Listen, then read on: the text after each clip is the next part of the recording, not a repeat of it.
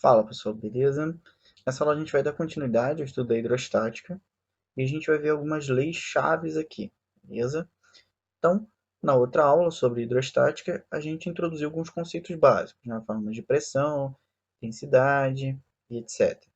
Aqui a gente vai um pouco mais a fundo e vai tentar entender alguns pontos mais importantes dessa área, beleza?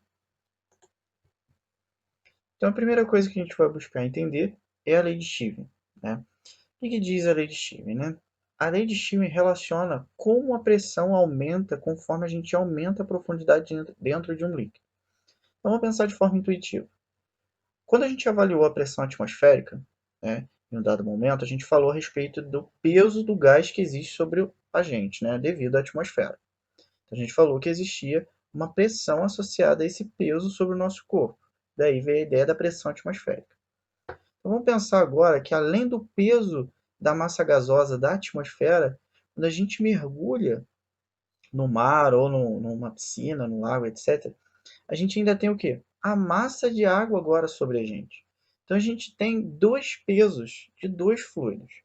O fluido correspondente à pressão atmosférica, né, o gás, né, e o outro fluido que vem ser do líquido que a gente está mergulhando. No caso aqui do exemplo, a água. Então, agora, para a gente calcular essas ideias, a gente pensar, né, em como essa pressão aumenta, a gente vai precisar levar em consideração um fator a mais, que é o peso da água sobre a nossa cabeça, né, sobre o nosso corpo quando a gente mergulha. Daí vem a lei de Stevens. Qual que é a ideia da lei de Stevens? Considerar essas duas contribuições.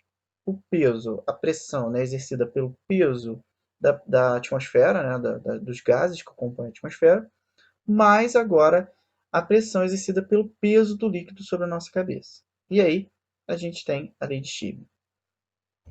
Então, a pressão, né, dentro de um líquido, ela varia seguindo essa lei aqui de baixo.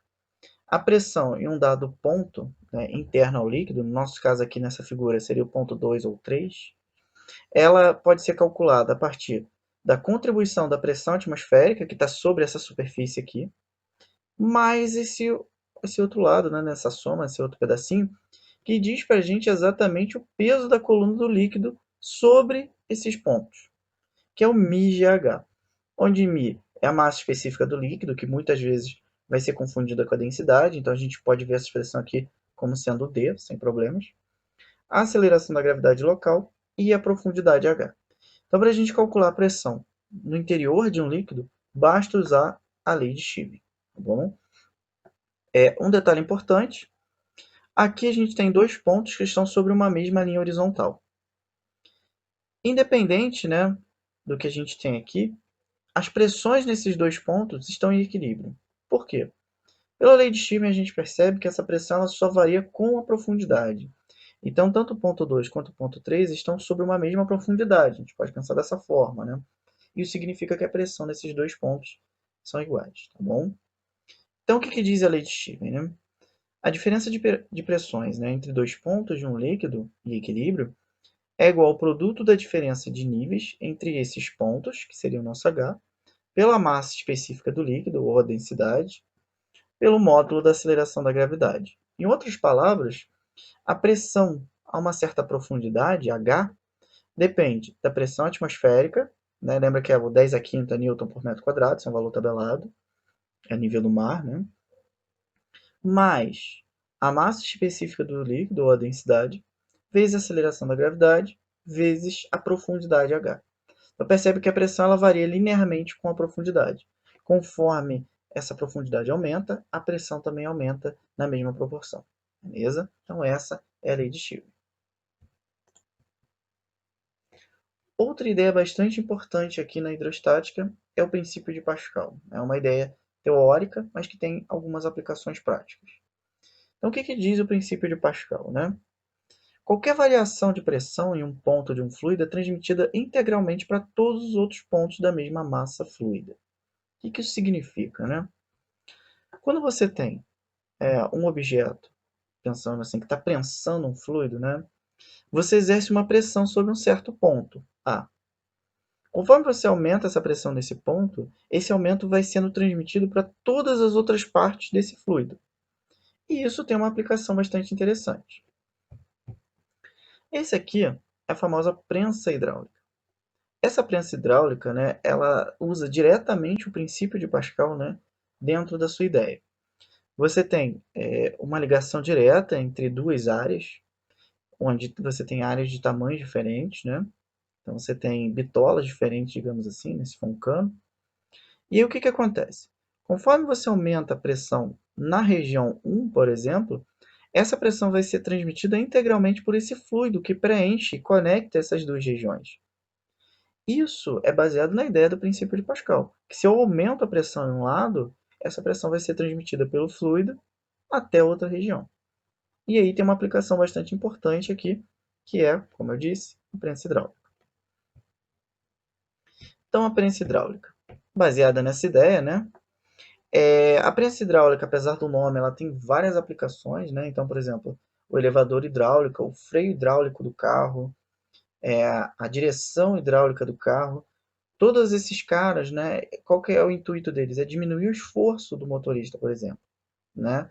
E como que eles trabalham? Usando essa ideia aqui que seria a base e que a gente está aplicando aqui no caso da prensa hidráulica, que é você ter uma conexão entre um tubo em que você tem diferentes áreas e esse tubo é preenchido por um líquido, um fluido, né, no caso, geralmente óleo, né?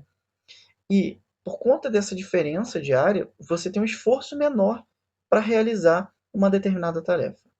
E isso é uma consequência do princípio de Pascal. Então, por exemplo, pelo princípio de Pascal, a pressão aqui, então, nessa primeira região, tem que ser igual à pressão na segunda região. E a gente viu na outra aula, né, que a pressão é o quê? Uma força distribuída sobre uma área, uma região. Então, a força 1 dividido pela área 1 tem que ser igual à força 2 sobre a área 2. Então, a força 1 sobre a área 1 é igual à força 2 sobre a área 2. O que a gente percebe aqui? Vamos supor, né, por hipótese, que esse F2 vale 1000. E existe uma relação entre A1 e A2. De que forma? Coloque isso no papel e acompanha comigo. O A2 é o dobro do A1. Então, se você quer descobrir a força que mantém esse aqui em equilíbrio, você vai isolar o A1 aqui. A1 dividido por A2 vezes o F2. Se o A2 é o dobro do A1, então A1 dividido por A2 tem que dar 1 meio. E 1 meio vezes F2 vai dar o quê? F1 igual a metade de F2. Então, se F2 for 1000, você tem que exercer um esforço de 500 newtons, por exemplo, para manter a situação em equilíbrio, ou seja, metade do que deveria na prática. Isso significa que o seu esforço para produzir aquela força, digamos assim, está sendo diminuído. E isso é uma aplicação direta do princípio de Pascal, no caso aqui da prensa hidráulica. E isso é extensível a essas outras tecnologias que usam essa ideia. Como eu disse lá, o freio hidráulico, a direção hidráulica, ela usa essas tecnologias usam esse princípio como base para diminuir o esforço do motorista na hora de realizar aquela ação. Por isso que fica mais leve, entre aspas, né, que no caso seu esforço é menor, para realizar aquela tarefa. Tá bom? Então, essa é uma aplicação importante aí do princípio de Pascal. Uma terceira ponto importante dentro da hidrostática, o que justifica vários efeitos, né? Por exemplo, como que um navio consegue navegar no mar sem afundar, dentre outros, né? Como que a gente boia na água, etc. Por que a gente se sente mais leve quando entra na água também, né? É a ideia do empuxo, né? O que é o empuxo? O empuxo é uma força que surge quando a gente imerge dentro de uma água, né? De um fluido. Esse fluido ele tende, entre aspas, né, a jogar a gente para fora, porque a gente está ocupando um volume que antes era dele. Então surge uma força, tá, vertical e geralmente para cima, pode ser em alguns casos específicos uma direção e um sentido diferente, normalmente direção vertical e para cima, tá, na qual surge devido a esse deslocamento do fluido por conta da introdução de um dado volume ali dentro. Tá bom? Então, o que é o empuxo, né? Sempre que um corpo, total ou parcialmente mergulhado em um fluido, né? Seja, lembrando, seja um líquido ou um gás, em equilíbrio, recebe e deixa uma força de direção vertical e sentido para cima, cuja intensidade é igual à do peso do fluido deslocado pela parte imersa do corpo. Então, isso é um empuxo, beleza? Então, aqui a gente tem um esqueminha que ilustra essa força que surge. Então, se a gente mergulhar ali, no caso, por exemplo, né, a gente pode mergulhar uma bola, uma pedra, etc. E a gente vai verificar, no caso de uma bola, por exemplo, que ela vai subir. Por mais que você afunde ela, ela vai subir. Porque sobre ela está atuando uma força, que é o empuxo. E essa força ela é proporcional a esse deslocamento de fluido que aquele volume da bola exerce. Como calcular o empuxo? O empuxo pode ser obtido, né, como produto da densidade do fluido vezes a aceleração da gravidade vezes o volume que foi submerso. O volume submerso corresponde ao volume do objeto que foi mergulhado ali. Tá? A densidade do fluido depende do fluido que você está trabalhando. Normalmente vai ser a água. E g é a aceleração da gravidade. Em outras palavras, como mencionado aqui no nosso enunciado do empuxo, essa expressão corresponde ao peso do fluido que foi deslocado. Peso seria a massa vezes a aceleração da gravidade. Mas ao invés de massa, você relaciona a densidade e o volume do líquido que foi deslocado. Então aqui tem uma ideia do que está acontecendo. Quando a gente mergulha um objeto, ele ocupa um volume que antes existiu o fluido. Né? E esse volume que foi ocupado, que está sendo ocupado pelo objeto, corresponde ao volume do fluido que foi deslocado. Logo, o volume submerso vai ser igual ao volume do fluido deslocado. Por isso que na nossa expressão a gente usa o volume submerso, e não o volume do fluido deslocado. Porque é mais fácil você encontrar esse volume e ele vai ser igual ao volume deslocado. Beleza? Então, assim surge o empuxo, né, se opondo, digamos assim, a essa entrada do objeto naquele fluido. E aí existem algumas situações associadas, né, e condições que podem surgir relacionadas ao empuxo e à força-peso. Né? Vamos pensar aqui em três situações.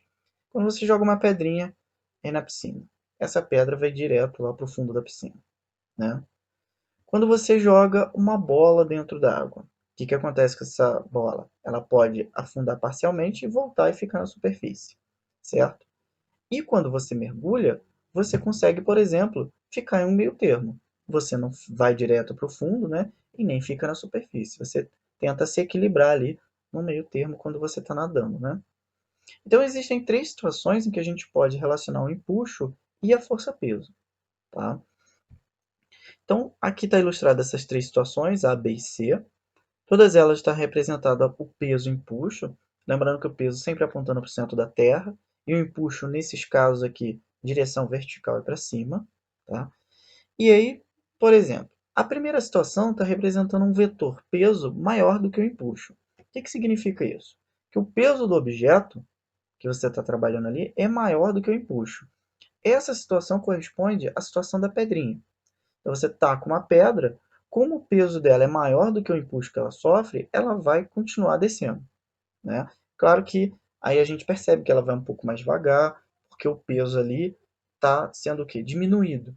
E aí vem a ideia do peso aparente. Né? O que justifica a gente se sentir mais leve quando a gente está dentro do mar ou da água. Né? Por quê? Nosso peso real ele acaba sendo descontado do empuxo. E aí a gente tem um peso aparente, que vai ser menor que o peso real. Seria essa primeira situação aqui, uma forma da gente ilustrar essa ideia. Então, na figura A, o corpo afunda, seria a ideia da pedrinha. Por quê? Porque o peso dele é maior do que o empuxo, beleza? E na situação B? Na situação B, a gente tem um peso menor do que o empuxo. E isso é exatamente aquela situação da bola que eu ilustrei. Você joga uma bola, né, por exemplo, de futebol, né, ou de vôlei, etc., que tem um volume um pouquinho maior. Você joga na água, o que vai acontecer? Ela afunda parcialmente e volta na superfície. Aí, às vezes você vai brincando, né, pula em cima daquela bola, e de qualquer forma aquela bola afunda aí. No primeiro, na primeira escorregada que você der, né, em cima dela, ela vai subir de novo. E aí, por que isso acontece? Como o volume dela é considerável e ela tem uma parte vazia, entre aspas, né, por dentro, é preenchida com ar, mas a massa é muito pequena, acaba que o empuxo vai ter um valor maior do que o peso da bola. Então, a tendência é que essa bola sempre suba, porque esse empuxo é maior do que o peso. Então, a situação B, a gente tem um corpo que vai sempre se deslocar para a superfície, porque o peso é menor do que o empuxo, ou o empuxo em módulo é maior do que a força-peso. E na figura C? Na figura C é o equilíbrio hidrostático que a gente chama, né? Onde o empuxo e o peso são iguais. Então, sempre que numa questão o cara falar que o empuxo, que a pessoa, o corpo, etc., está em equilíbrio hidrostático, significa que o empuxo é igual ao peso, tá bom? E aí você consegue manter um equilíbrio em qualquer profundidade. Como eu citei, no caso quando a gente mergulha nadando, né? E a gente fica naquele meio termo e vai nadando. Ali a gente está num equilíbrio hidrostático na vertical, né? A gente não está afundando nem subindo. Então a gente consegue manter uma certa profundidade porque a gente está mantendo o peso igual ao empuxo, nesse caso. Tá bom? É isso, pessoal. Espero ter ajudado vocês. Até a próxima. Valeu, tchau, tchau.